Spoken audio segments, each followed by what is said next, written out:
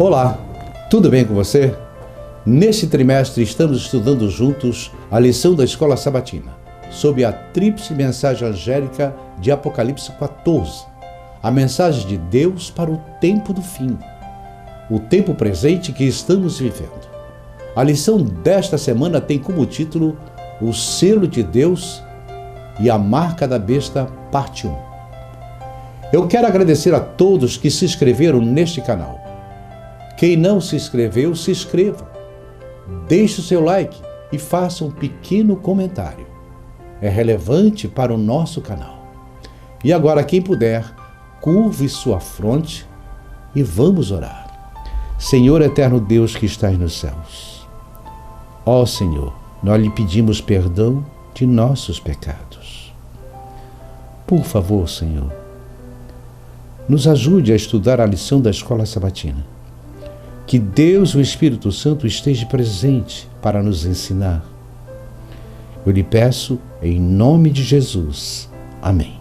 Estamos na terceira mensagem angélica, que vem com uma advertência a todas as nações, línguas, tribos e povos. A terceira mensagem de Apocalipse 14, dos versos 9 a 12. E o terceiro anjo seguiu clamando com alta voz, que se qualquer homem adorar a besta e a sua imagem, e receber a sua marca em sua testa ou na sua mão, o mesmo beberá do vinho da ira de Deus, que é derramado sem mistura no cálice de sua indignação.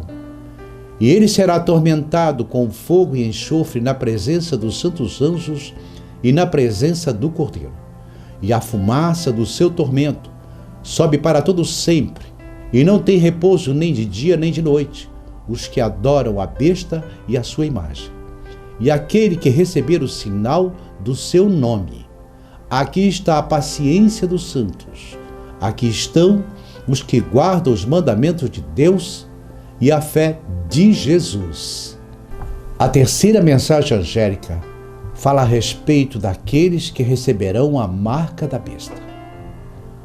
Esta é a maldição mais amedrontadora da Bíblia. Fala do que acontecerá com aqueles que receberem a marca da besta. Ela está relacionada à falsa adoração e fala do juízo que cairá sobre aqueles que se opõem à adoração bíblica. O anjo não apenas exorta o mundo a adorar o Criador mencionado na primeira mensagem angélica, mas também exorta o mundo a não adorar a besta e a sua imagem. Na terceira mensagem angélica, isso nos leva a concluir que o conflito final deste mundo girará em torno da adoração. Como está escrito em Mateus capítulo 24, versos 38 e 39. Porquanto, assim como nos dias anteriores ao dilúvio, comiam, bebiam, casavam e davam-se em casamento, até o dia em que Noé entrou na arca, e não perceberam, até que veio o dilúvio e os levou a todos. Assim será também a vinda do Filho do Homem. Vemos aí um paralelo com os dias de Noé. A população da terra estava dividida em dois grupos. Havia a maioria, infelizmente, do lado de fora da arca, ou seja, com a marca da besta, e a minoria dentro da arca, com o selo de Deus. Até hoje, a identidade da besta é um mistério para muitos. A cultura popular tem mencionado esta profecia inúmeras vezes em livros, filmes, e que tem levado muitas pessoas a todo tipo de especulação. É por isso que Deus nos deu a profecia. Mas é preciso salientar que ninguém será salvo por saber qual é essa marca. Quando a última crise chegar, somente aqueles que tiverem o selo de Deus serão preservados na grande batalha. O que importa é saber como receber o selo de Deus antes de saber o que é o selo da besta. Então, vamos entender o que é o selo de Deus. Aqui na parte do domingo da nossa lição, temos como título Perseverança Inabalável. Vejamos o que diz a pergunta número 1. Leia Apocalipse capítulo 14, versículo 12.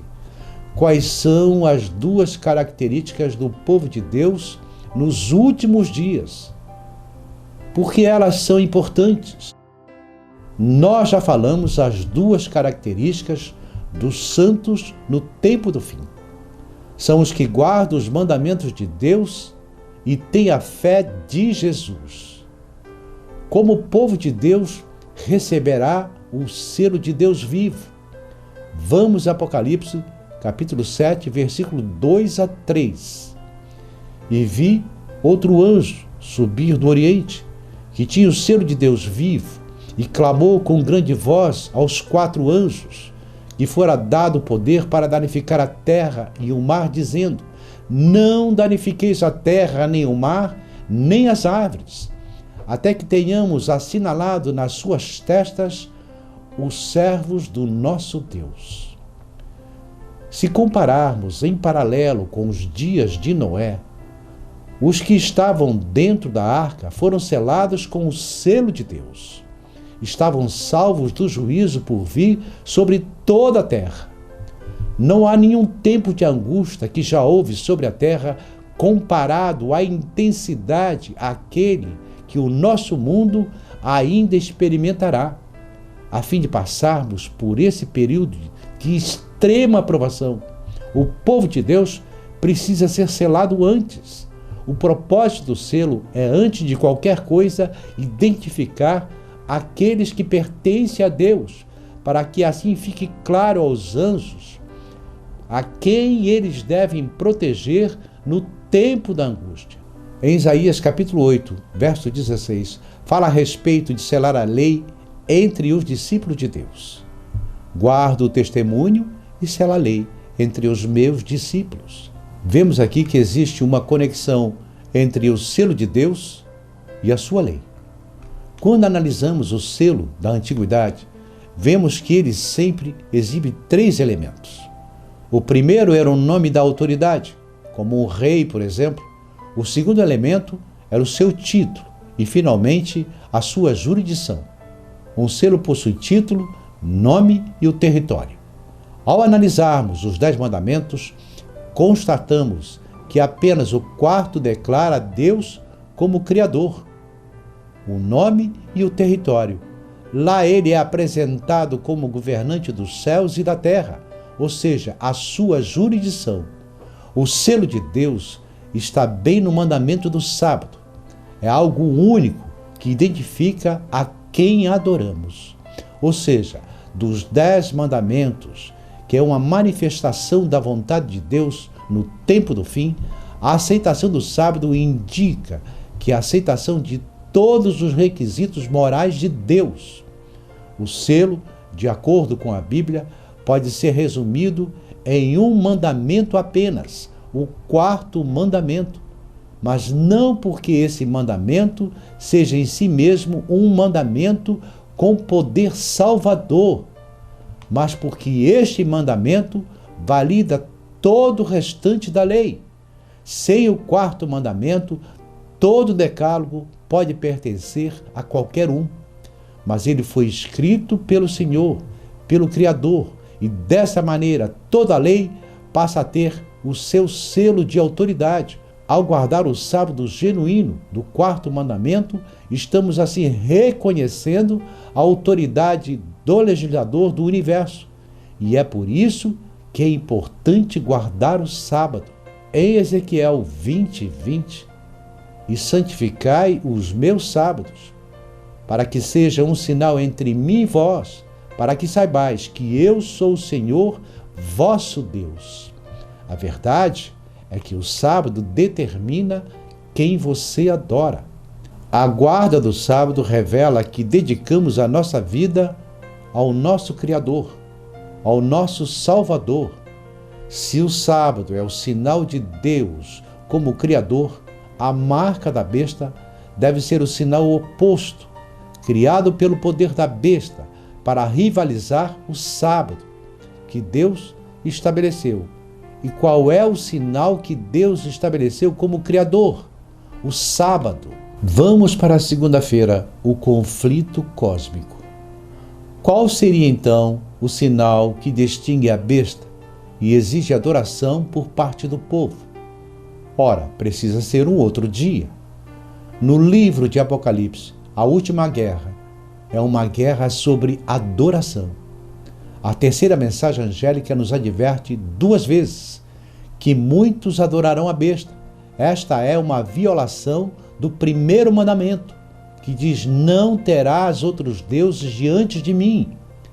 A terceira mensagem angélica nos adverte 2 vezes que muitos adorarão a imagem da besta, que é uma violação do segundo mandamento, que proíbe a adoração dos ídolos e imagens. E, finalmente, a terceira mensagem angélica nos adverte 2 vezes para não recebermos a marca da besta, uma contrafação do selo de Deus no 4º mandamento, que diz: lembra-te do dia de sábado para santificar. Então, se você olhar para esse paralelo entre não ter outros deuses, o número, o nome, a imagem e tem o sábado, que é a marca, na verdade tudo é um paralelo.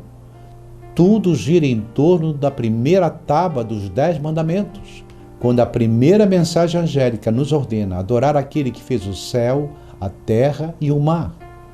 Está apontando para a arca da aliança eterna, por meio da adoração ao Criador. A segunda mensagem angélica nos alerta contra os falsos sistemas de adoração, que desviam as pessoas da aliança. A terceira mensagem angélica alerta contra a besta, que tenta impedir as pessoas de entrarem na aliança e forçá-las a rejeitarem o sinal de adoração ao Criador, e em seu lugar receberem o sinal de adoração à besta.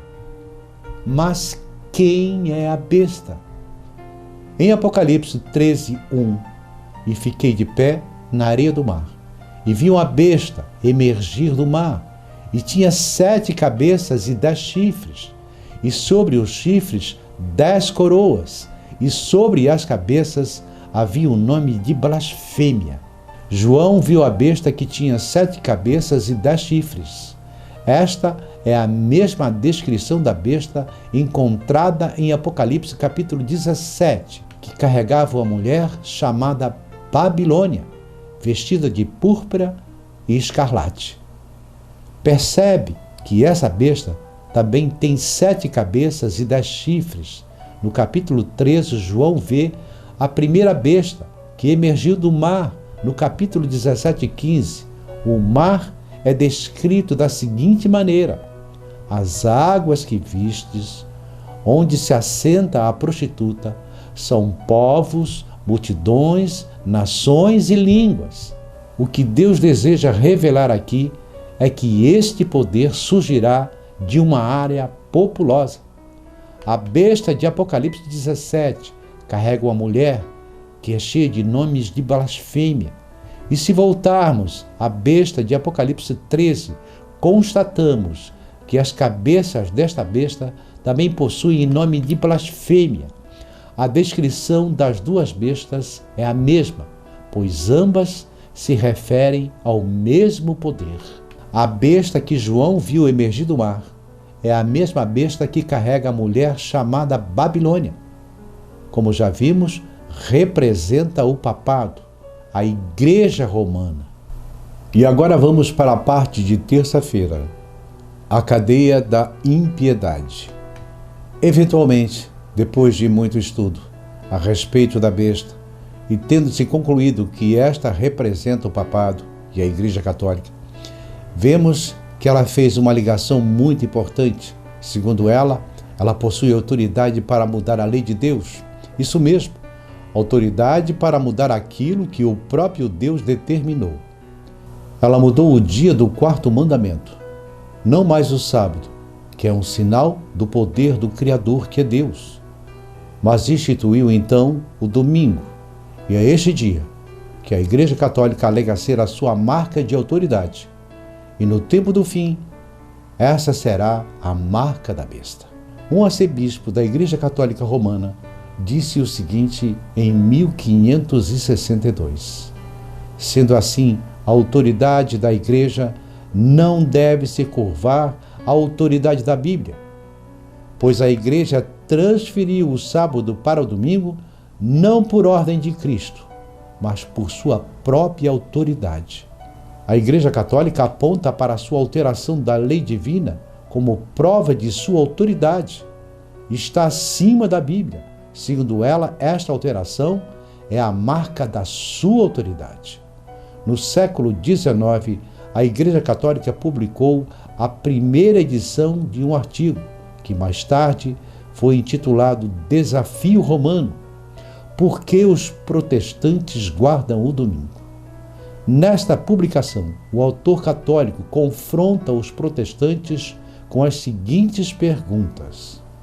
Ainda não é tarde para os protestantes se redimirem? Será que o farão? Será que permanecerão consistentemente sob a profissão protestante? Será que considerará apenas a palavra escrita, somente as Escrituras, como sua única autoridade e norma? Ou continuarão se apegando à indefensável, autocontraditória e suicida doutrina e prática de seguirem a autoridade da Igreja Católica e adotarem o sinal de sua autoridade? Guardam eles o sábado do Senhor, o sétimo dia, de acordo com as Escrituras, ou guardarão o domingo de acordo com a tradição da Igreja Católica?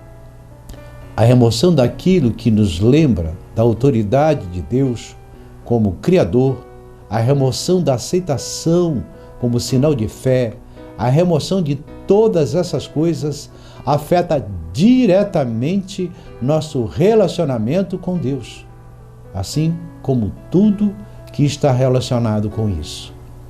A maior afronta que pode ser feita contra a autoridade de Deus é alterar a sua lei, pois a sua lei é o fundamento do seu governo, e o papado apresenta esta alteração como marca de sua autoridade.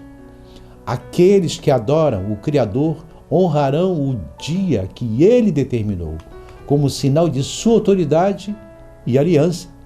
E aqueles que pisam na lei de Deus, que obedecem uma lei humana, receberão a marca da besta, porque assim estarão aceitando o sinal de lealdade do poder que escolheram obedecer no lugar de Deus. Este é o conflito central na última guerra por adoração.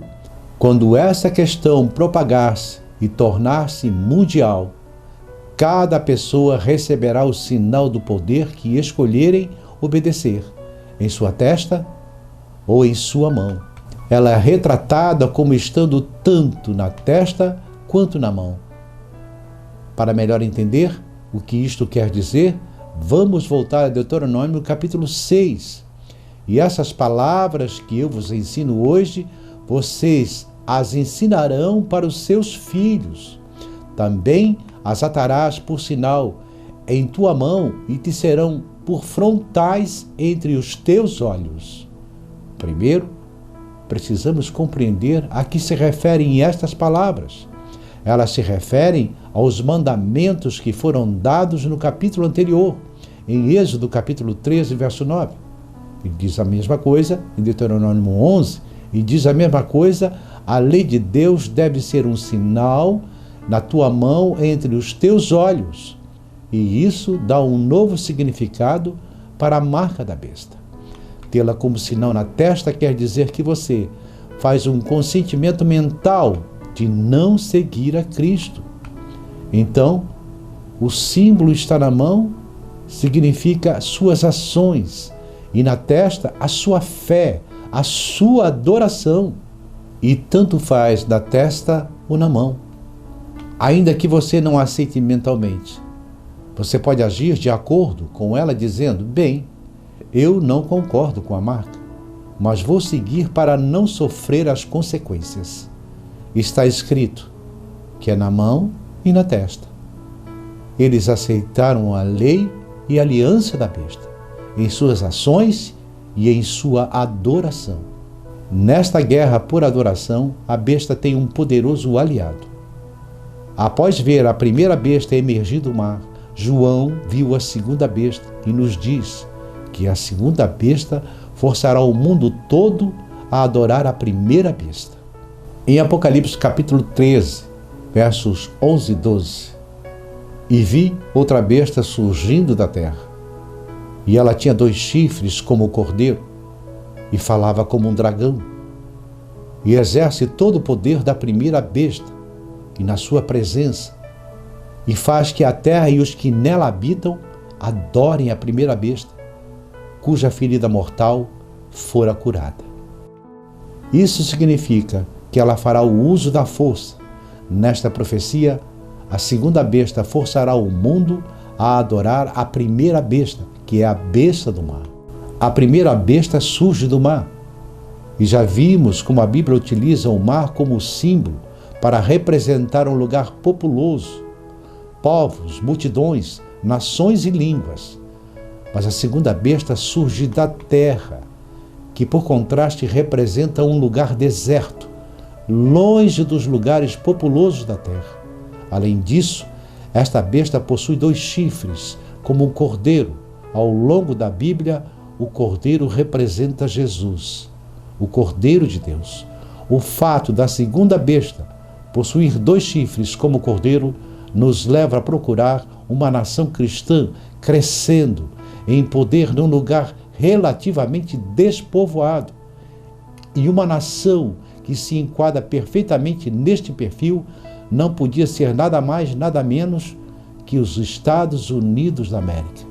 Os fundadores desta nova nação processavam crer num Deus da Bíblia, quando declararam o seguinte: defendemos que essas verdades são autoevidentes, de que todos os homens são criados iguais e que foram dotados por seu Criador de certos direitos inalienáveis, estando entre eles a vida, a liberdade e a busca pela felicidade, além de professar a crença em um Criador. A primeira emenda da Constituição dos Estados Unidos da América garante tanto a liberdade civil como religiosa. E ela diz assim: o Congresso não fará lei estabelecendo religião ou proibindo o livre exercício da mesma, a fim de evitar a perseguição e tolerância religiosa que tomou conta da Europa por tantos séculos. O governo dessa nova nação foi estruturado de forma de impedir que a Igreja governasse o Estado e de que o Estado governasse a Igreja. Jesus disse: dai a César aquilo que é de César e dai a Deus aquilo que é de Deus. Estes princípios cristãos, escritos nos documentos fundadores dos Estados Unidos, foram o segredo do seu sucesso. Milhões fugiram para a América para adorar de acordo com os detalhes de sua própria consciência. Mas a Bíblia diz que isso mudaria. Quando João viu a besta saindo da terra, ele disse que ela era um cordeiro, mas que falava como dragão. E no próximo verso vemos que esta besta, ou seja, os Estados Unidos, faria com que toda a terra e aqueles que habitam nela adorassem a primeira besta. A Bíblia diz que os Estados Unidos da América, normalmente considerado como maior autoridade civil, unirá os seus esforços à Igreja Católica Romana. E, por sua vez, é considerada a maior autoridade moral e espiritual. Uma besta representando a Igreja e a outra representando o Estado. Se unirão e irão pisar as liberdades civis e religiosas sobre os quais os Estados Unidos foram fundados. No tempo de Cristo e dos apóstolos, milhares estavam abandonando a religião dos fariseus e dos saduceus, que Jesus estava declarando como corruptos, e elas estavam ingressando no corpo de Cristo, na sua igreja neotestamentária. Os líderes religiosos, então, recorreram ao poder político para persegui-los. E por isso foi que o Herodes, em Atos capítulo 12, aprisionou Pedro e matou Tiago. A igreja estava recorrendo ao poder político para perseguir o povo de Deus. E a história se repetirá. Isso aconteceu na Idade Média, quando o poder da besta apelou ao Estado para perseguir, aprisionar e matar aqueles que não concordassem nem obedecessem às ordens da igreja. E vai acontecer de novo. Nós veremos a história se repetir nos últimos dias, sem dúvida alguma. Na parte de quarta-feira, aqueles que seguem o Cordeiro. Vejamos a pergunta de número 5. De onde vem a besta e quem dá a ela a autoridade? A questão do sábado será debatido em todo o planeta, por meio da rádio, da televisão, de todas as mídias. Todos falarão a respeito da controvérsia sobre o sábado. Deus é um Deus justo. Portanto, essa mensagem a respeito de 2 sistemas de adoração, de 2 sábados, ou o sábado bíblico do 7º dia, ou o sábado do restante do planeta, serão debatidos em todo lugar pela mídia, pela imprensa, por vários grupos diferentes. Essa questão ficará clara para todos. As pessoas perceberão que a Babilônia são as igrejas que têm ensinado falsas doutrinas. Eles indagarão aos seus padres e pastores perguntando: isso tudo é verdade? Por que não nos disseram antes? Infelizmente, a maioria dos líderes farão de tudo para manter os membros enredados em seus enganos, dizendo paz e segurança, não se preocupe. Muitos, porém, não se contentarão. Grande número de pessoas ouvirão a mensagem, abraçarão a verdade. Eles se manterão firmes, ainda que isto lhe cause sofrimento. Eles passarão por dificuldades e perseguição, mas finalmente vão se separar da Babilônia. Muitos abandonarão suas igrejas, mas os líderes religiosos não ficarão satisfeitos com isso. Eles farão tudo o que puderem para combater a mensagem da verdade.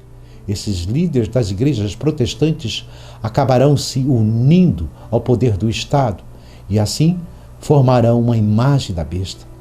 E provavelmente haverá um grande tumulto financeiro no mundo, também desastres naturais, e eles dirão: todas essas calamidades estão acontecendo porque este pessoal aqui estão seguindo suas próprias ideias da Bíblia.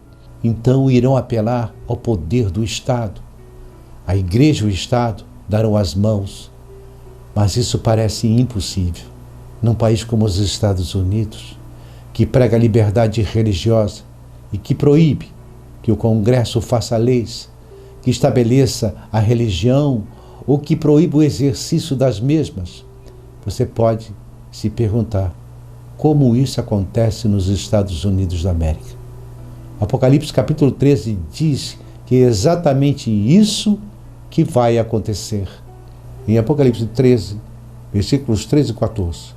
E faz grandes maravilhas, de maneira que até fogo faz descer do céu, à vista dos homens, e engana os que habitam na terra, com sinais que lhe foi permitido que fizesse na presença da besta, dizendo aos que habitam a terra, que fizesse uma imagem da besta, que recebera a ferida da espada e contudo revivera.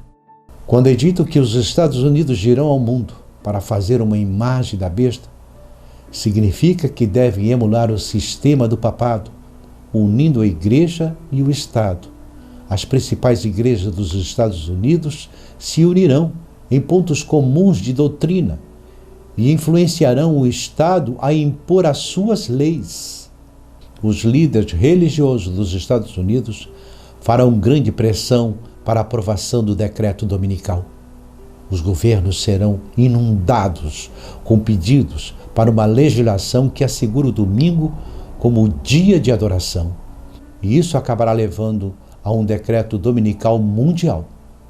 Podemos ver isso algumas vezes no livro de Daniel, uma certa lei foi criada, eles tiveram que escolher quando a imagem foi erguida na planície de Dura. Ela não foi um grande problema, até que todos foram forçados a se curvarem diante dela. Aí sim ela se tornou um grande problema.